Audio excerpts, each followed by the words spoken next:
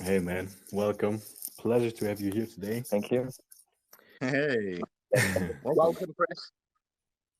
So we just like very briefly introduced what you guys do, but like super briefly. I was thinking you could give us a rundown on like your origin story behind DAOmaker and why it's actually DAOmaker, because I think most people only know you as like sort of the launchpad and the new products, but maybe you can tell us a bit about your background. Yeah, sure. I mean, how long do you guys know us for? We've been working for I ages together. know you guys for I think early 2020. Early 20. And then we got a little bit closer during your first race for Orion Protocol. And yeah, that's when we really got into working with you guys and get to know you. Orion. Which Orion? Orion Protocol. Not Orion. That was man. definitely a nice race. We did both Orion. Both are very good. Yeah. All right, so DAOmaker. We're quite old, depending how you see it. In a certain way, I started launchpad business, pooling business, in 2017. Wow. Like since the beginning, it was like forefronting of the invention of token metrics, inflation models. There was a time when there was not a thing, like there was no such thing as a private sale. That didn't exist. Yeah. Right. So That's weird. yeah, right.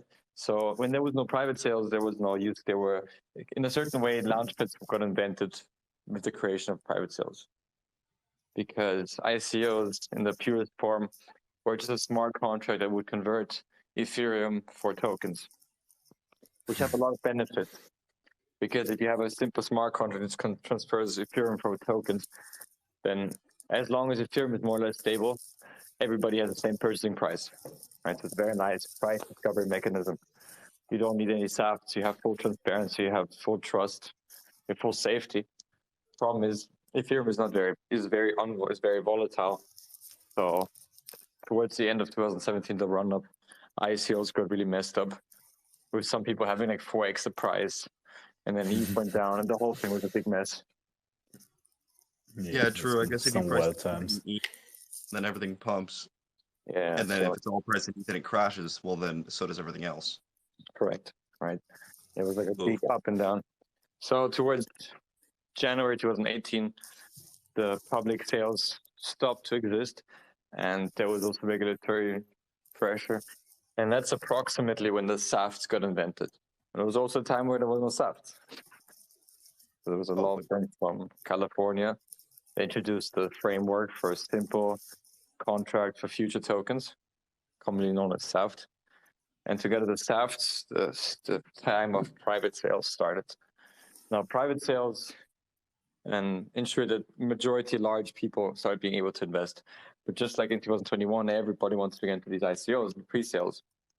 But not everybody has $50,000, $100,000, $200,000, $500,000. So True. it was still the same people investing, because there was not really big money at the time. Right? Yeah. Not much of the private sales were VCs. VCs came about 4 months later. So it was the big era of pooling. Pooling is like Discord groups. It's a bit like the like the gaming guilds. I'd say is the most closest relative to the pools. That makes sense. Oh yeah, that's a good comparison actually. But Like a guild, but for investments. yeah, like a guild, right? That's what the guild do. Yeah. So that was the big era. And then the VCs started coming in, like we are now known as VCs, March, April, June, as everything started collapsing, a bit similar to how it's going right now in 2020. And during this period of time, we went from a guild to something more structured and started creating value-adding services, because management of DAOmaker realized, okay, if we want to dominate the pre-sale or token sale business, then it's done by dominating the value-adding propositions to these companies.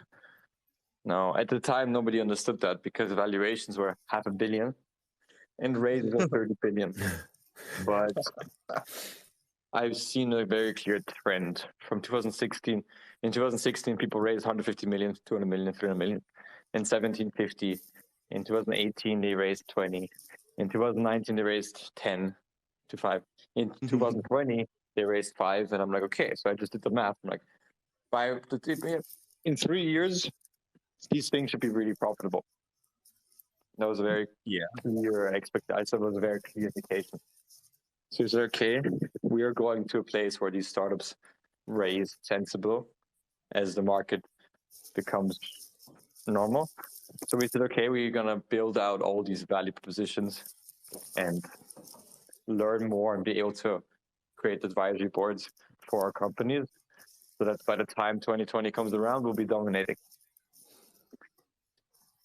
So, kind of a brilliant, because it worked out pretty well, I'd say. Yeah. So the first one we did was Elrond Network. Actually, the first one was LTO Network, January 2019. That was the first one, the first major pump after 2018 long bear market. Then March, April, we collaborated. We did the seed funding for Elrond Network. I think Elrond is quite famous still. Definitely. I was going to say that's massive. Elrond is like top, I don't know, 25, 50. Yeah, they grew a lot in the bear market in the last few months in ranking. So what else? Then we collaborated with Harmony. So Harmony 1 is pretty known. Also big one. Ones which failed. You can't have all the winners. By the time 2020 came around, we worked very heavily on Orion protocol. That's what you guys came in. What else? 2020, we also did the social mining software for Avalanche. And that's also where our name comes from. So our name DAOmaker comes from our first technology, our first software as a service, which was a plugin to allow you to become a DAO. It's a bit like Snapshot, just way more advanced. Yeah, it was like a way more advanced Snapshot, way before its time. That's why it failed. I'm not sure it failed. So a literal DAOmaker. Yeah. So you're like, okay, this can make DAOs. We call it DAO. So that was used to bootstrap Elrond community, bootstrap the Avalanche community, however, like major blockchains were built or bootstrap their communities. And that's really what DAO is. A DAO is supposed to be active people who reorganize themselves around the token. But Snapshot was more adopted because it was a plug and play. We were quite complicated. But that was one of the first. Pretty well adopted already. Yeah. So then we realized, okay, we use that software for Orion to raise funds. I think Orion was one of the first launchpads in DAOmaker. That was the first time we actually did the launchpad model. 2020 May. Yeah. Something like that. Right. And then we did a few more in 2020. And by 2021, I think worked quite well. We raised a decent amount of funds. And other launchpads started popping out. And we listed the DAO token March 2021. Yeah, that sounds right. Yeah, I remember you guys listening in the middle of because March was let's say wild month. Yeah, it was really less than a day that Elon Musk announced that they bought $1 billion in Bitcoin. Oh, that's a brilliant launch day. Yeah, I remember because we fast-tracked the launch by like 1 week, and we worked day and night throughout the weekend to get everything ready. Timed that out pretty well, actually. It was worth the delay. Yeah, it was. So yeah, that's one shit, and nowadays multiple nodes are quite branded at this point. We just did Step Up, currently doing Xana protocol, Xana, the metaverse. We have a few more coming up, but I'd say that's a good summary of the timeline and the history. No, yeah, I remember when I think Benji back then introduced me to the Orion protocol, and I was talking to my guys and telling them about the dynamic coin offering, like the special race model you've invented for it. I was telling them if they don't perform, you get an 80% refund. And everyone was telling me, this just can't be right, man. That has to be a scam. Oh well, went pretty well. I was really happy, and I was very happy that nobody took my allocation. Nobody wanted it because they all thought it was a scam. So there was more for me to get. Congrats. Yeah, that made a lot of people very wealthy. Yeah, That right. is Brilliant. I mean, honestly, throughout the history of DAOmaker, all I've seen is projects that have long-term done fundamentally really well. Yeah, long term, the most successful ones for sure, compared to other launchpads. Yeah, long term. If you include the other ones that we did, if we don't include the ones we did in private, we still did the same thing, distribute allocations people. But we could include Harmony, Avalanche, Economy, Elrond. I mean, Elrond's like 800-900x. Then I'd say the only one who compares is Binance Launchpad. Yeah, that's fair. Right, Binance Launchpad, Yeah, well, especially in Launchpad's 2020. a different story. I was going to say it's kind of hard to good. compete. Yeah. The second Although largest you also had Alice, for example, which was on both basically. Yeah. We did both. Yeah. I think that's a good lesson though, that literally any launchpad can do really well, but also Binance has had some that haven't done well. Like, there are winners and losers. Right. As long as your winners outwin the losses. You're killing. Yeah, yep. All right. Now let's move on to the actual topic of the day. We would like to go a bit deeper into launchpads and what the difference are, what value they bring, how they look like from a business model perspective. So what's actually launchpad? What do they do? Sure. So now Launchpad is a very strange thing, and putting it down as a business model, there's a few different models. You can take the coin list model, the commonly known Launchpad model, which blew up in 2021, and the Binance Launchpad. So the Binance Launchpad is the system that builds up into the ecosystem. Within, the Binance Launchpad by itself doesn't make money. It just internalizes more growth of the ecosystem to Binance, so that funnel users to Binance. Binance grew incredibly big in 2019 during the big IEO era because it's a beautiful user acquisition tool. That's the main value proposition of a launchpad. So that's why a lot of IEOs do it. That's why we have a lot of IEO and exchange partners, because we specialize on understanding how to put these things good together so that they create a lot of high transactional value, and then the exchanges take them on. So it's a symbiosis. The second model is the coin list model, which has huge raises, and then they take a cut from the total raised account. Ooh, I'm not sure how much it is. I think it's anywhere between 5 to 15%, but don't quote me. And that would be a lot. So they have incredible amount of funding ability, and therefore just take the cut. And as long as the sales are more or less profitable, they will continue being a quite profitable business. That's fascinating. I hadn't known about that one. And then the last one is the Launchpad model, which blew up very much in 2021 and works as you buy the token of the project, a token of the Launchpad, and get access to different sales of the Launchpad. So it's a bit like yield farming. Now you have the token which gives you a yield, and the yield is non-inflationary. And most yields in the industry is just a Ponzi scheme. I stake my token, I get inflation the same token, and eventually the whole thing collapses. Yeah, that's right. True. So, yeah, you're actually creating value from stuff being created versus purely inflation of your own token. So the Launchpad model is a bit like a yield token, a non-inflationary yield token. And then you can optimize towards this. That by itself is not good enough to run a successful Launchpad. I think so running a successful launchpad is extremely difficult. That's why I think there's only two of them, which is a DAOmaker and CoinList.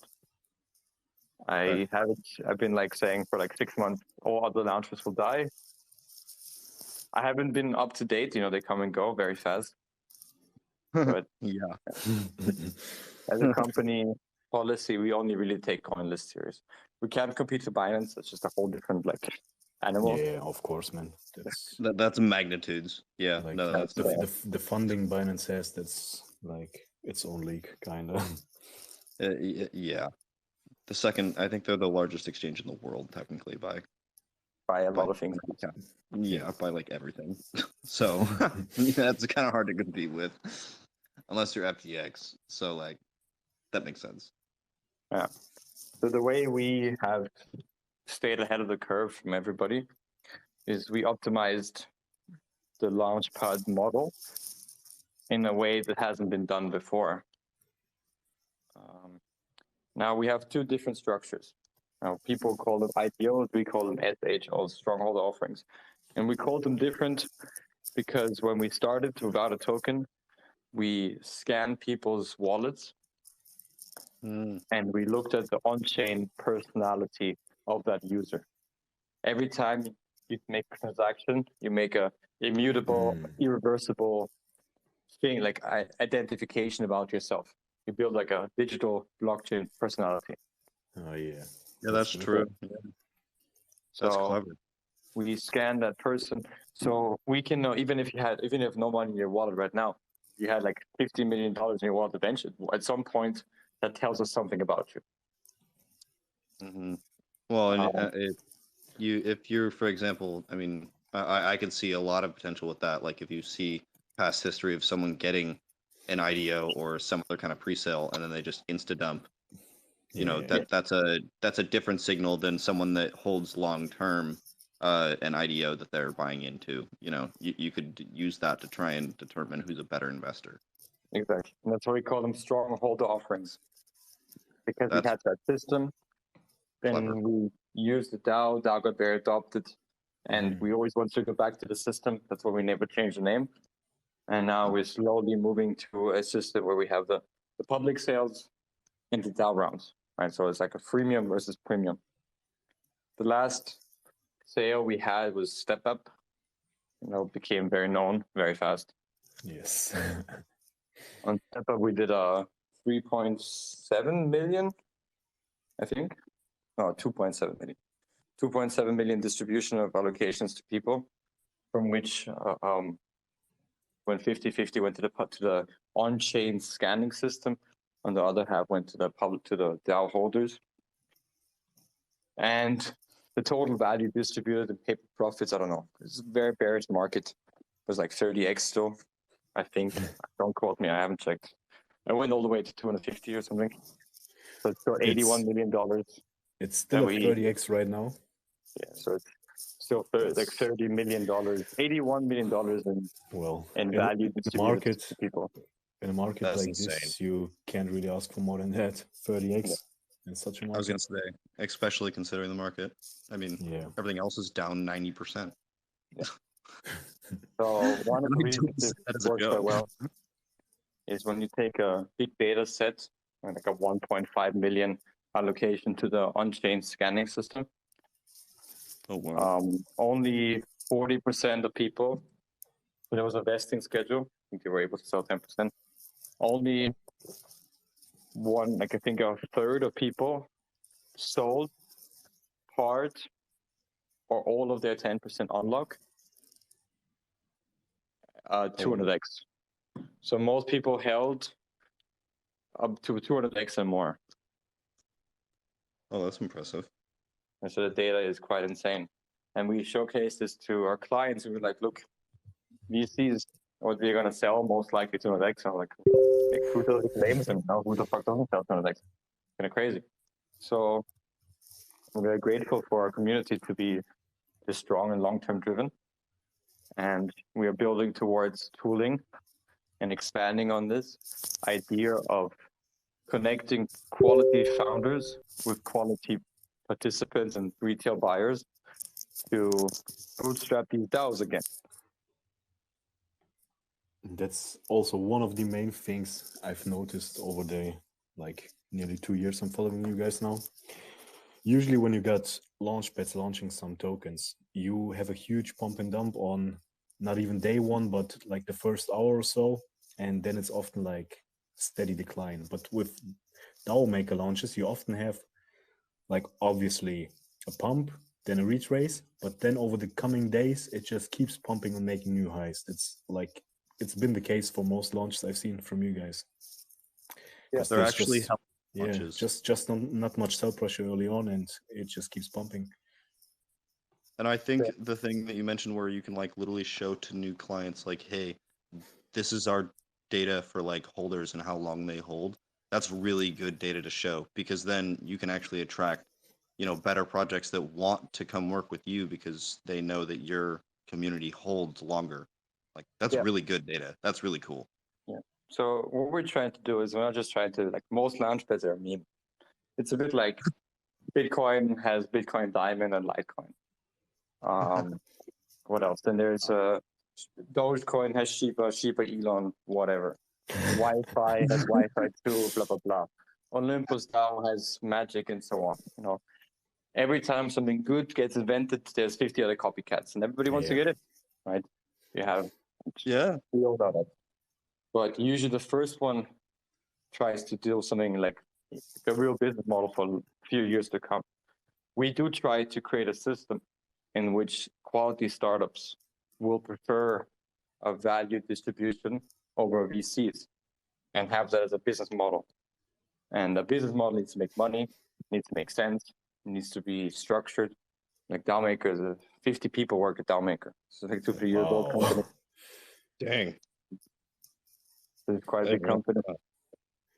So the way we do it is we try to create a system in which we use the blockchain for its transparency aspects to identify who is more likely to be valuable to that company.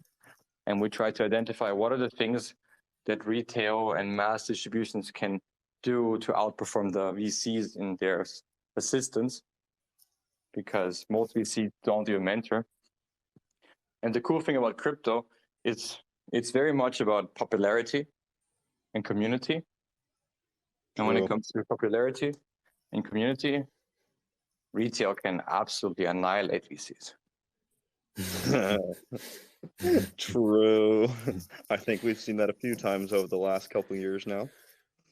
Yeah. This is a trend that hasn't just stayed, maybe it's been getting even stronger, right? Of course, people become more educated and they try to find more value propositions besides just the meme coins. But generally, you need to have the popularity plus the value and the utility. Otherwise, nothing's going to really work. So that's where we try to come in. We try to bring companies that have value, utility, and make them more popular than the meme shitcoins. True. And there's a business behind it, right? So most launchpads are just, during a bull market, they connect scammers with idiots. And then they dump their coin. Right? It works quite well for a few months. But then their community is broke and their reputation is broke and their liquidity is gone. So that's not really a model we do. We try to, when we put something in the launchpad, we are fully aware that we are giving away millions of dollars. And we're not stupid. We are pretty good at estimating how well each one of our projects will perform within the first months. Like, really accurate often. And there needs to be a business model. Otherwise, why would we do it? Why would we keep being like generous for no reason? True. Because if you give away that money completely for free, well, then you can't do that anymore. You run out of money. Correct. Right. So now, the business model of the token is quite simple. Every winner, if you have the DAO tokens, has to give up 20% of their purchase allocations to the DAO pot. Let's say the DAO. The DAO. And these tokens, these 20% of the tokens from the total pot, are then gradually converted from the native token into DAO. But usually they convert it into stable coins and then gradually purchase on a daily basis. Like if you go to our Twitter account, the DAOmaker, you will see that today we just announced that we just added another 400,000 DAO to the pot. That's about what I think price is 220. It's about like $1 million of DAO that we bought back, I think the last 2 months from this pot. At the moment, every few months, as soon as it gets significant, it goes to the staking rewards. And these staking rewards are then being distributed over 3 years. So it's not being burned. I don't like the idea of burning. I think it's very capital inefficient. But 3 years is quite a long time of a very slow inflation. And it also removes circling supply as people want to stake and lock up their tokens to get those rewards. So that's for the DAO holders. So basically we take tokens from them, but we give them back in a different currency. So as long as you have DAO, it's still more or less for free. And we say DAO performance pretty much identical to ETH. I think we are performing as ETH for the last 12 months. I think with a like volatility compared to ETH of less than 15%. So it's like more or less we take your tokens and we give back something as stable as ETH. For the ones that do not have DAO, where we check their wallet, etc., the fee is 30%. Some is bought back, some goes to the DAO, some manages the compound operations, and helps us to build out more scalable products that then allows us to monetize the users that we are growing through every sale. And that's the business. Kind of brilliant. I mean, yeah, because you have to be profitable somehow. Because like you said, if you just keep giving away money, but then don't actually accrue any value, then you're not going to be sustainable. It's just going to run for 3 months, and then people are going to leave. Yeah, but the problem is more, it's not, the incentive is not right? Because eventually you end up like most launchpads, which connect scammers to idiots. Whereas now it's just like, no, we want our points to do well. Because if we do, it's actually kind of, the system behind DAO is in a way very brilliant, because even if you stake your DAO and you win the sale, and you have a very long vesting, and you unlock your DAO early, you lose all your vested tokens. Those vested tokens are then used to buy back DAO and are given to everybody who does not unlock and sell their tokens. Okay, that's kind of clever. Yeah, really. Yeah, really that's well thought through another ecosystem. positive feedback loop to hold. Yeah, so essentially it's like the value of DAO, that's why DAO has been very, very strong, right? Throughout this whole bear market. Since we started, we went from rank 500, now we rank 160. So that I like to measure things in ranking because it's independent from the market. You just know how well you perform to everybody else. True. So since we started, we outperformed 400 assets. Yeah, versus measuring in just market cap, because that fluctuates way more. But if you measure it versus everything else, it's a good metric. I like that. So that's because every time we do a sale, there's new people coming in, but they come in, they win. Once you win, you know the terms, right? But as long as it's profitable, you're like, I don't care if I lock up my DAO. I get good sales. I get these rewards from them buying back DAO. So people come in and they never leave. That's kind of brilliant, yeah. I mean, basically that's like an almost 100% retention rate. It's not 100, but it's quite high. Yeah, almost. I would assume more than 90, but like that's still really good. The incentive to stay is way higher than it is to leave. Retention for large DAO holders is super high, because the more DAO you have, the more allocations you win, and the more often you win. So let's say you win once, okay, you're like, okay, if I lose this allocation, I don't give a shit. But let's say you stay for 3 months, and during those 3 months, you won 3-4 more times. You're 3-4 more times even less likely to leave. And by the time the vesting schedule of your first sale has completed fully, you already won so many sales that you never leave. It's a That's good pretty point. brilliant. Especially with stuff that runs like FitFi. Yeah, exactly. So FitFi made everybody win. There was about 6,000 different people, and nobody's going to leave, most likely. As long as it stays quite profitable, no one's going to leave. Yeah, no. Why would you? I mean, that's And yeah. Why would you? Basically printing money in any market condition. Yeah, that's the thing. In any market condition, if you can do launches like that that actually have value, I mean, that's the win. And actually, that kind of leads into our next question that we have for you. So we want to know what types of things do you actually look for when you're either investing or deciding to host a project on your launchpad, and then what are also some of the red flags? What really like turns you off? You know. so we get a lot of deal flow, even now. To be honest, more than ever. Really? Yeah, actually more than ever, but the quality goes down, right? Because all the good founders already launched. So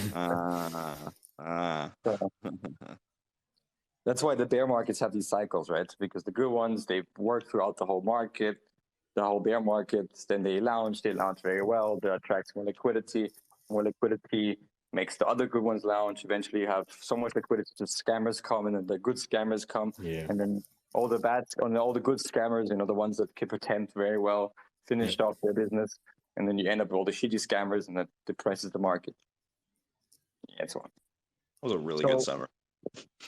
We look often at 3 metrics. Now, cryptos are about cycle. I call it cycle agnostic. So we look at what is the latest trend. Just like in the traditional stock market, people cycle between different topics. So there was like a 10-year cycle of tech stocks. Now we're going to have a commodity cycle. And crypto cycles are much shorter. We had this ETH 2.0 cycle. We had the GameFi cycle. We had this FitFi move to earn cycle, play to earn cycle, and so on.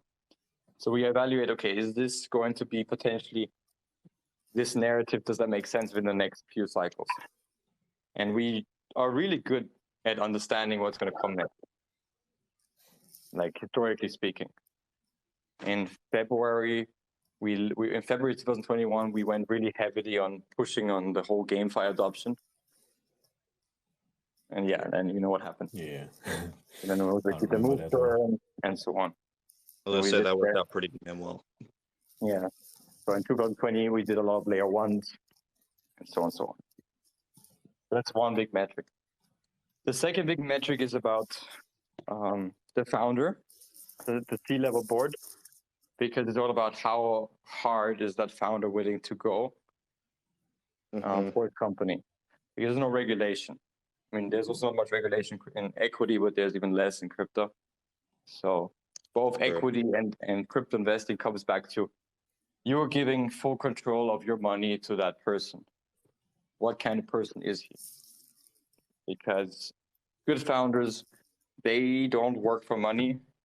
They work to push through their vision as long as they can. So how convinced are they about their vision themselves?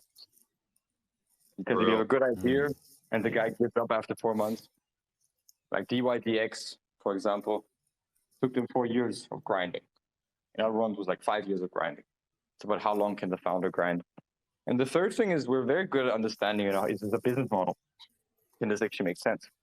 Most things in crypto are just Ponzi schemes. They will never have business. Majority. Horribly true. It is, unfortunately, yeah. And once we have a good fit of all 3, we start deploying our own resources.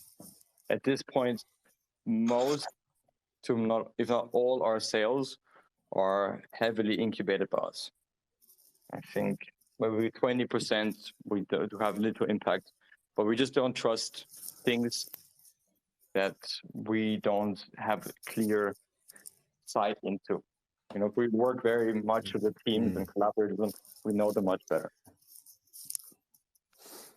It's a really good move, honestly. Yeah. I mean, the team will make the difference between actually carrying out a vision and just letting it die. You could have the greatest idea in the world, but if you're not, willing to actually fight for it and make it happen, well, then who cares? Yeah, and the incentives in crypto, especially now while the Fed is printing so much money, is very reverse, because you can make a lot more money by creating new bullshit coins over and over than just sticking one vision. So that's really bad, right? That's why we probably need a recession in not just crypto, but everything, because as they print more money, you just get incentives for people who create value and solving problems don't make enough money or any money. And then the whole thing collapses. So especially in crypto, it's super important to understand why is the founder doing what he's doing. True. And you actually need good incentives that they're building, because you can also have a great idea, but then if you don't have good tokenomic incentives, because that's just how crypto is going to fail. I've seen so many great ideas just fail because the tokenomics suck. Yeah, but usually all metrics, that 90% of all the metrics, you can actually go to DAOmaker, just see like key facts. You see market maker, you see metrics, you see cap table, and you can see the little dog, the little DAO logo. Oh yeah. It's like a Netflix solution. That's how it really came. That's cool. That's really cool. I didn't realize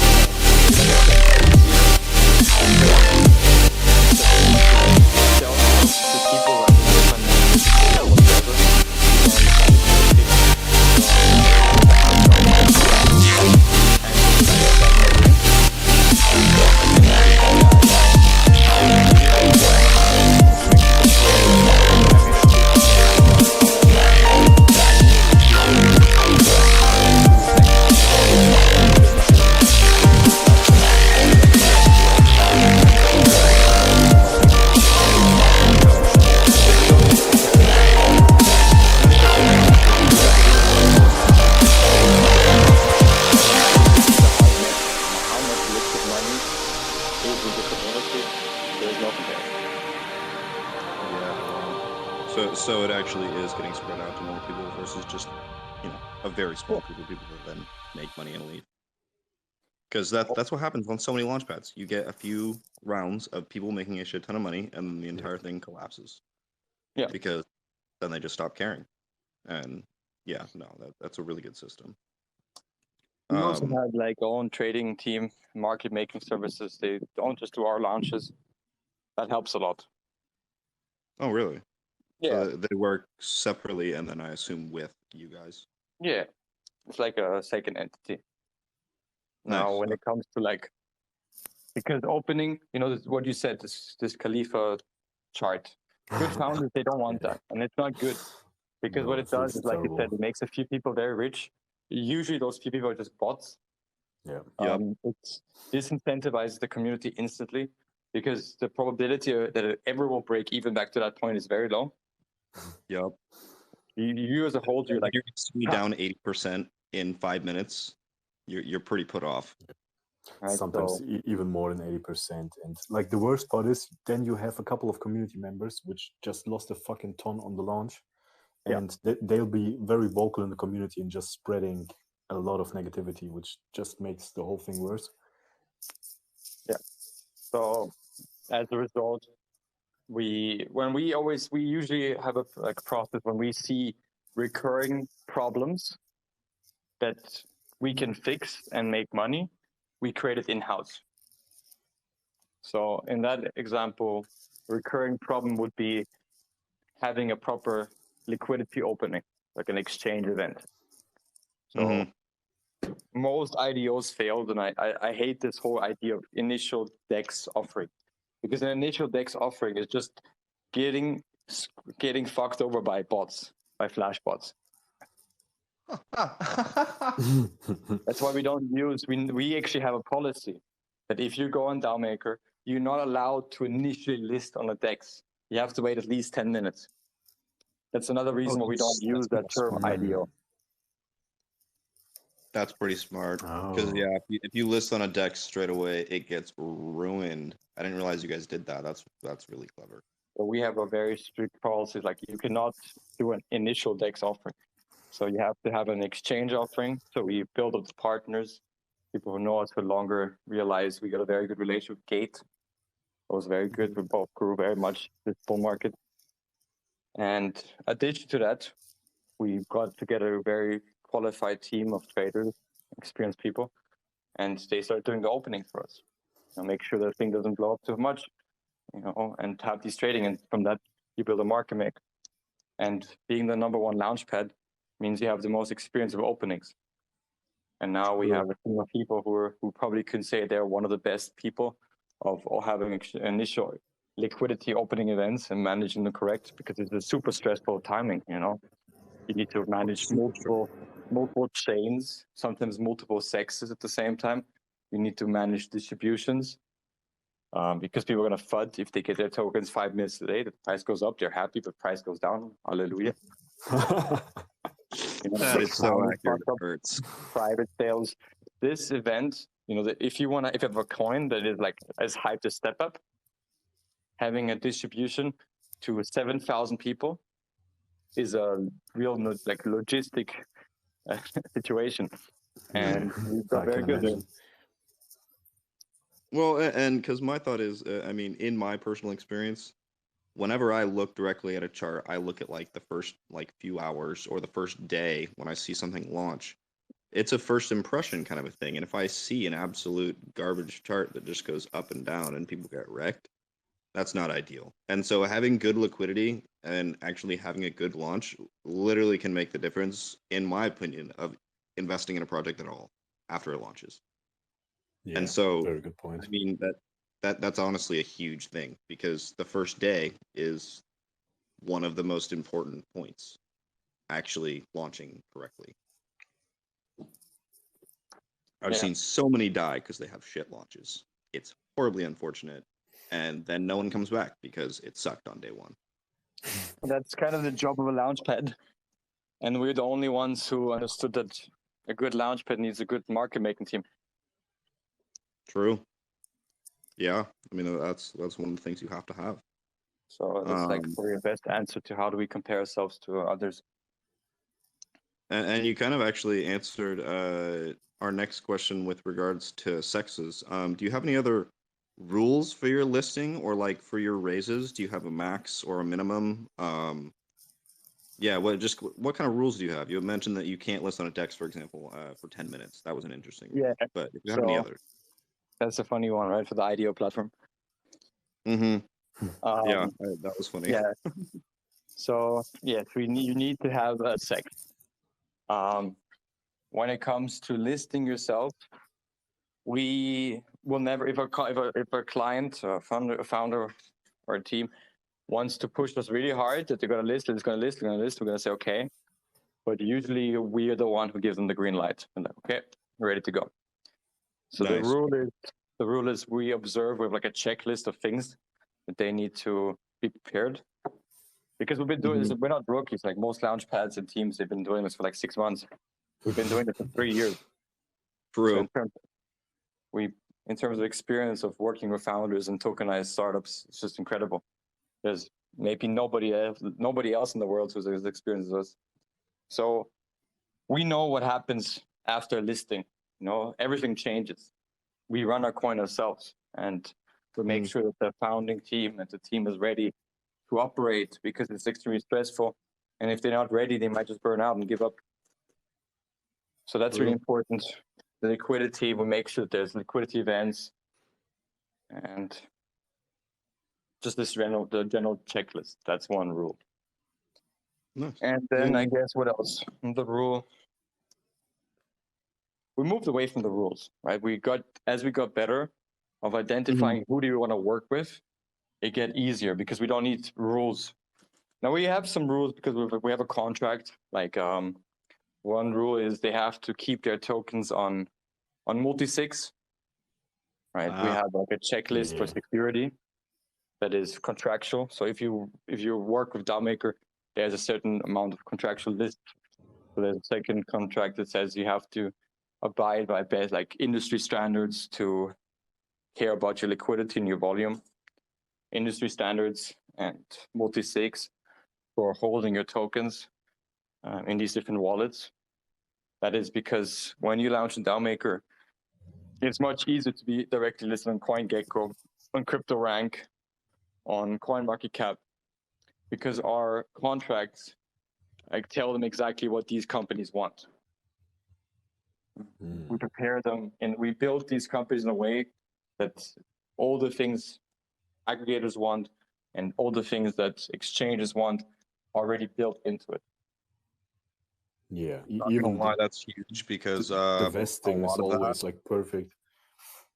I mean, I've seen tokens launch where they just don't have any of that prepared, and then the whole community is asking, when CoinGecko, when CoinMarket, and I'm like, you guys, like simple stuff. But like, no, that's really good to have it all set up beforehand because then you don't have that, when, and you actually have, productive conversation versus just all that unnecessary stress during the most important time. Yeah, it eliminates unnecessary stress. It makes it simple and makes it easier. Yeah. Which kind of leads us also a bit to our next question with the multi-sig and stuff you just mentioned. How do you see regulations having an effect on launchpads long term? There's actually very clear compliance regulations already happening now, which we're working towards. Because it makes a lot of sense to look at the space into a few different sections of regulation, right? There's DeFi, which is financial trading, centralized exchanges, and initial coin offerings. So initial coin offerings are obviously the IPO. So what do you want of what kind of regulation do you want? The first initial regulation came in with the SAFT and the utility token. They're trying to see if that makes sense. The investor needs a bit more protection if it's up to date or not. When it comes to this stuff, I'm working actually myself with some people towards bringing suggestions to the FCA, which is the main financial regulator in the UK. We have a company called Astra. Astra is going to launch some time when the market is ready and they are ready. They have an incredible advisory board. Like they're working with ex-chief of staff of the United States. Oh, what? Yeah, That's some massive. huge stuff. If you check it out, Sorry, I think, what? yeah, it's also on the homepage of DAO. We're very proud. Hopefully, if things go well, we'll be happy to announce some other big stuff with them. Nice. So when things are featured on our website, we often work with these companies for months, like 4 months. And Astra is one of them. Actually working with them, I mean, versus just kind of launching and then just saying, "Oh, okay, good luck." Yeah. Because there's not much money into it. That's what we kind of identified. Crypto lacks liquidity, and it lacks liquidity very, very much in the bear market. So, like for people to understand, if you have a 10 million, okay, let's say you have a $10 million market cap coin, okay? How much do you think you can sell from that coin before it's at zero on average? 500K, Yeah, I would 500K? also say like 500K maybe. maybe $1 million. Maybe $1 million, but more like 500K. So Yeah. Oh, wow, okay. something like that. So people see, oh, this is a $10 million company. Fuck you. There's not much money. They raised $2-3 million. Okay. Yeah. And from these $2-3 million, they give up at least $500,000 to DEX liquidity. Stuff is expensive. That leaves them with 1.8 million for a runway. And if they're kind of successful, if they work hard, and they spend, let's say, 150K a month, good. That's like a year of runway. Okay. And Yeah. you can maybe get like 500K extra out of it by dumping your coin to shit. Oh. So Yeah, true. launchpads, it's like one of the biggest problems in crypto is that everybody thinks that everybody's way richer than they are. Yeah, good point. Because the market cap is so much higher than the liquidity. Because it's like such a ridiculously stupid illiquid market. In stocks, the difference between valuation and liquidity, it's like 5, 6.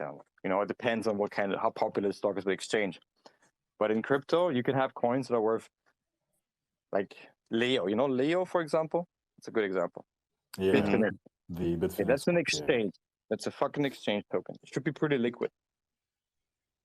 I think it's worth 16 billion, and it has a trading volume of 100K. Like you can kill that coin. Man. You can kill that coin of $10 million. Yeah. What? What? Yeah, and that's so that's a very famous exchange. So you can take other examples. It's even less. Yeah. And for that reason, we work for the way we work. We work very differently because we say, okay, the money is in having a 3-4 year incubations, long-term relationships, and very few of them. I mean, yeah, and actually having the liquidity to make those markets last. Yeah. Because, I mean, especially one of the things that I've noticed long-term is like the projects that do have large liquidity don't draw down nearly as heavy. Or at least they don't draw down as fast as the ones with low liquidity, because the ones with low liquidity just get wrecked to hell. I mean, you get one whale that decides to have a bad day. Fucking there goes 50%. That's kind of the thing. When you have super low liquidity, nobody wants to buy and impact the price by like 10-20% with his order. But those that have a bigger bag, they get pissed by that and just fucking crash the price. They don't really care. I remember a project we've been invested in. They raised like 3.5 million and added 50K liquidity. That was horrible. Yeah, eventually is the moment when you look at the order book and you say, I'm down 60%, but if I sell now, I'm going to be down 70%.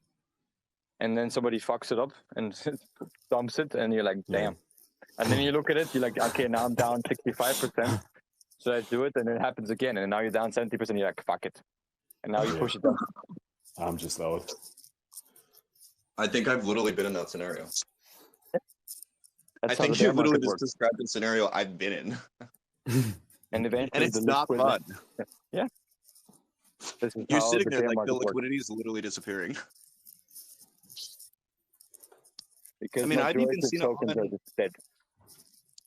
on multi-$100 million market caps that have, I don't know, half a mil liquidity. And it's like one buy is going to pump your token 10%. And it looks like on the market cap that you just gained 20 million. Yeah. And some dude bought with $1,000. You know, like that shouldn't, that's not okay. Or it So yeah, shouldn't be. these are probably the things that come back to the regulation aspect. These are probably the things that regulators will want to like look into, because when a coin has like a 0.01% circulating supply, it will go up 1,000x and it will go down 99%, and then you think it's safe, and it will go down 99% again. Because at minus 99%, it's still like $1 billion valuation.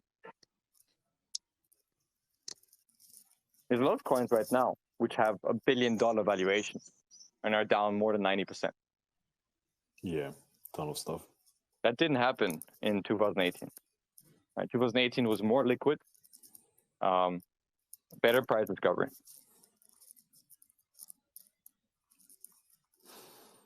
Word flashbacks of the Luna event that just happened. That sounds like a pretty good example of liquidity just going poof. All of a sudden, I mean, it went 99.99%, and it was still in like the top 100 at one point. Like, that doesn't make any sense. Like, what? Like, no, I don't know.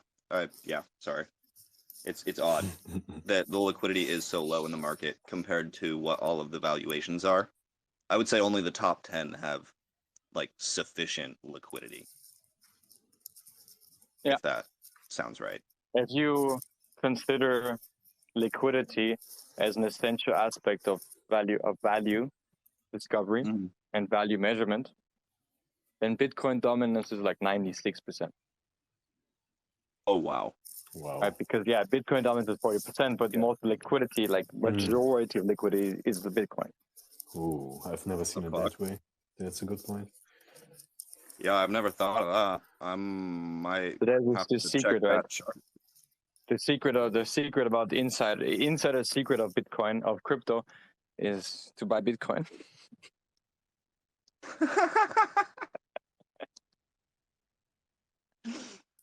Oh my god, 96% of the liquidity? I mean, that's disgusting. It depends how you see it, right? How you measure it. Yeah. But majority liquidity is a really good measurement, though, because market caps, in my opinion, have always been overinflated. Yeah. Because you move a liquidity 10% and it moves the market cap hundreds of millions, and it didn't really move that much. It just appears to have. Yeah. Because that's how we measure. Bitcoin is the only institutional-ready coin, cryptocurrency, by far. And what that means in context is, if you take Apple, and they think we should diversify our fiat currency, our currency balance sheet into crypto, then they could only be buying Bitcoin because anything else would require too much board member approval because of slippage. Really? Wow. So out of real curiosity, do you know, does Ether even make the list? Does it even have enough liquidity? Or is it only Bitcoin? No, only Bitcoin is the only institutional-ready cryptocurrency. Wow. That hurts my Ethereum Maxi heart. It does. Just a little bit. But, I mean, that's still insane, though. Like, I'd never even considered liquidity versus market caps, that it's the only institutionally ready one. Wow. It depends on where the institution is, but people consider U.S. institutions. Yeah, true. Those are mostly the major ones. Yeah, you can buy like 100 million. Let's say you have to, like, you buy $100 million in Bitcoin, you can do that in a day. You can buy $100 million in Bitcoin. True. But you can't do that with anything else. I mean, not instantly. Not in one day. Yeah, see what happens to Luna. Yeah. Luna. Yeah, true. Okay, so actually, now that we're on the long-term kind of topic, it leads well into another question that we have is, what kind of sectors do you think will do well, and are there any that you're like keeping an eye on? You know, you mentioned trends is one of the things that you keep an eye on, which I think Yeah. is really cool. Just kind of wondering what you see moving forward and over the next year or two, or however long, Yeah. really. Well, it depends on the trend of the market. You know, if Bitcoin is going to break its typical cycle behavior, or if we're going to go into this long bear market. Mm. If we're going to go into this long bear market, then the next trend is going to be rectify. If it doesn't, if it kind of sustains, then the next trend is going to be regfi.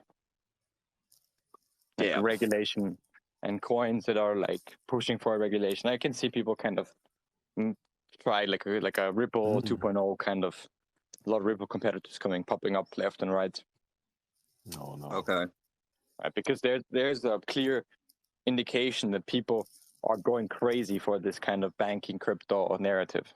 Ripple is one of the craziest ever happened. The second thing is going to be ZK Snarks, because Starkware is going to come out, it's going to pump like crazy. And Yes, I'm so glad you think that. Let's go. Yeah. So, because I don't think institutions bought it in at 16 billion, and they probably won't be able to sell. They have like some crazy like what vestings, which will make the price discovery look really stupid. And Yeah, people are like, oh, this is like $150 billion coin. What the fuck? And so wait, is this going to be ICP round 2? so I'm like, maybe. Okay. All right. So Good to know. we're gonna see a lot of like second versions of that coming out right after, like a whole hype around CK smart contract based stuff. To identify trends are really easy, right? You just like you need to find something that absurdly pumps and makes no sense, because then you can replicate it, and there's a big incentive for it to be replicated, right? So you just take step in. Okay, it's cool. Had a lot of users, but pumped a lot. So there was this whole move to earn trend. You take Axie Infinity. I mean, Axie Infinity is way more ridiculous than Step In. Like weird ass game, but it pumped insanely, and it also has a lot of users. It's not like there's empty value. I think it has like 2 million users. That's more users than Bitcoin has. So, fuck. So, and then it's like, okay, I can make this kind of game with me as a developer. And if I do that, then people really want to be in the second best thing. True. I mean, it happens all the time where you get waves of the big one coming in, and then you get all the followers that launch right afterwards. Yeah. Yeah, like Dogecoin, and you know, it's not hard to make a fucking currency with a dog on it. You know, like we have a as dog we can on see ours. by DSC. So, the easier it is, and the more it pumps, the more likely it is to become a trend. Damn. All right. That's a really simple rule, but it makes sense. I mean, just find something that pumps for no good reason, absurdly amounts, and then go for the next one. Yeah. And that will probably be the trend. That's pretty clever. I'm gonna start using that. Worked on most of the trends, to be honest, over the past 1 or 2 years. I'm gonna say, I bet if you bought the number 2 right after the number 1 pumped every time, you'd be in massive profit. Always. Yeah. When you start with Bitcoin, you get Litecoin. I mean, what the fuck is Bitcoin? It's like Bitcoin silver. It's silver to Bitcoin's gold. This is some dumbass bullshit. Bitcoin silver. There's a lot of stupid Bitcoin shit. Bitcoin Diamond, Bitcoin Super Saiyan or some shit, like really stupid stuff. That was the first ever trend in crypto, and I was there when all these forks happened. All the Bitcoin forks. Let's just make a Bitcoin different one because of that, right? Because people all the airdrops for holders. They bought the forks because they saw the forks pump. But what do? You sell your fork to get more Bitcoin, so you get the next fork.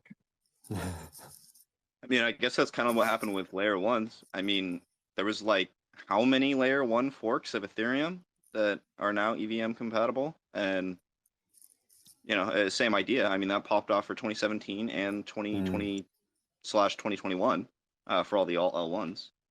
I mean, same idea, just on a bigger scale. Same with the Doge trend. You know, Doge popped off, and then we had 1 million Doge coins or Inu coins. Because it's a simple way to think about it as a person. Yeah.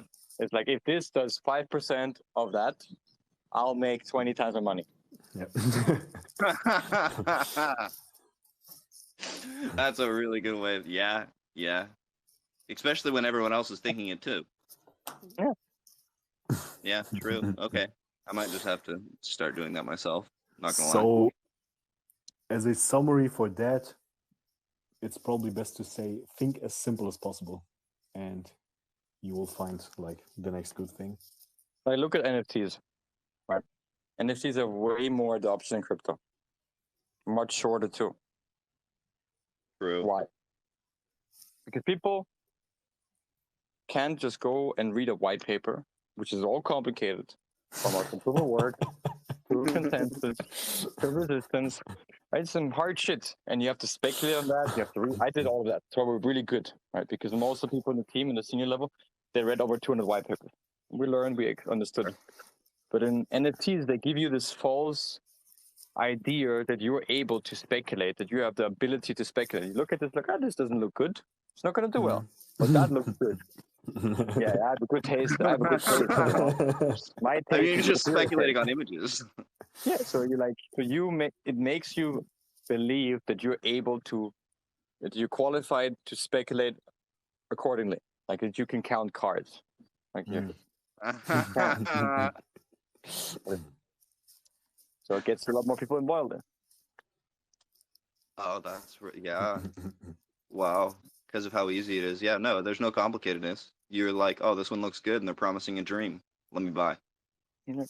You know, as simple as that. And so the NFT trend just keeps going.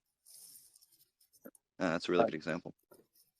All right, guys. It's been an hour. I have to go. I still have to do some work, but it was a pleasure having me guys on.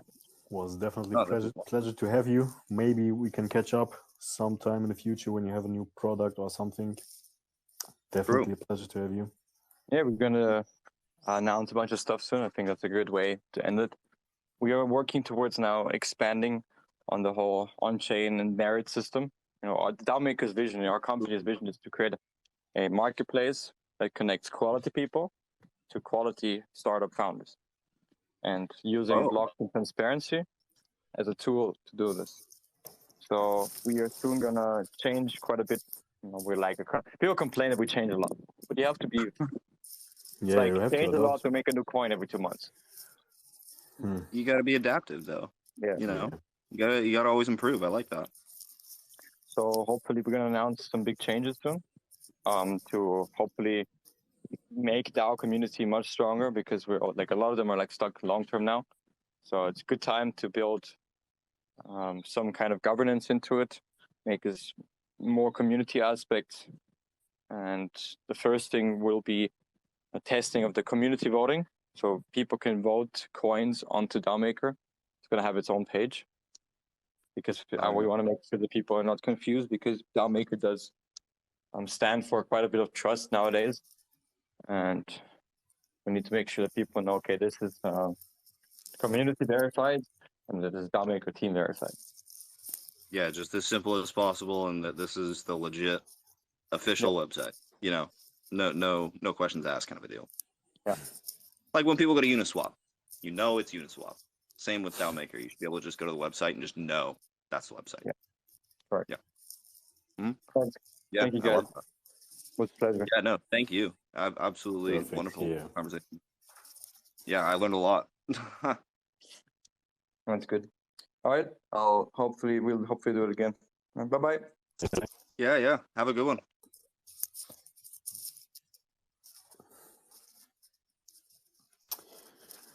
All right. So next on for Spaces, in probably 2 or 3 weeks, we should have XCAT. So thanks all of you for joining, and stay tuned for our next Spaces. True. Yeah. We will definitely have more people on soon. So have a great week, and enjoy a little bit of green for the first time in a while. So yeah.